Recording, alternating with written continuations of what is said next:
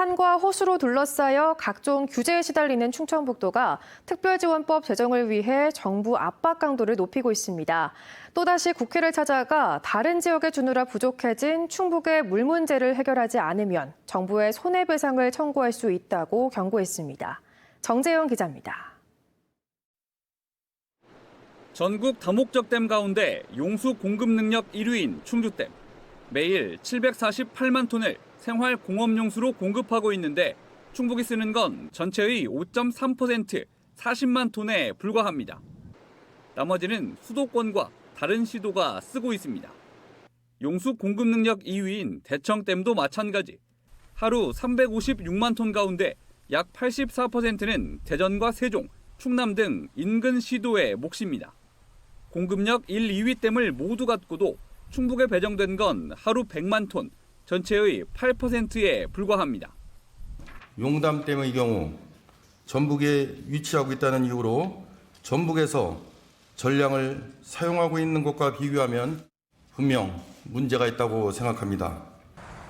그런데도 온갖 규제는 다 받아 10조 원 규모의 경제적 손실을 입고 있다는 게 충북의 주장. 도지사가 이번엔 시장 군수들과 함께 국회를 찾아가 남의 논 물대기는 더 이상 못 참겠다며 선전포고에 나선 이유입니다.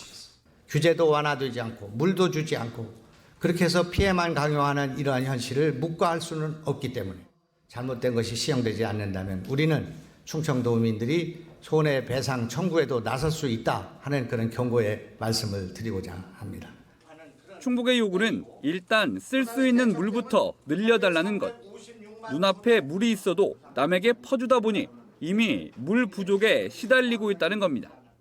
6개를 추가적으로 설치를 하고 있는데 여기에 필요한 물을 계산해서 수자원공사하고 협의를 해보면은 아직까지 확답을 못 주고 있어요. 왜냐하면 이미 다른 데 다 주기로 다 돼 있다는 거예요. 투자 유치 등으로 당장 3년 뒤부터 하루 19만 톤 이상 더 필요할 걸로 예상되는 등 잠재 수요가 57만 톤까지 늘어날 수 있어 추가 확보가 시급하다고 강조했습니다. 충주댐, 대청댐 물의 추가 배분뿐만 아니라 발전용으로 쓰는 괴산댐의 물까지도 써야 할 상황이라는 입장입니다.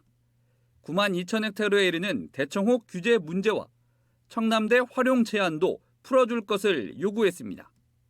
물 사용 권리 회복은 오랜 기간 계속된 국토 불균형 발전의 악순환을 끊는 전환점이자 충북 도민의 정당한 권리가 회복되는 역사적 순간이 될 것입니다. 생활용, 농업용, 발전용 등으로 나뉘는 용수는 용도별로 관리하는 주체가 다릅니다.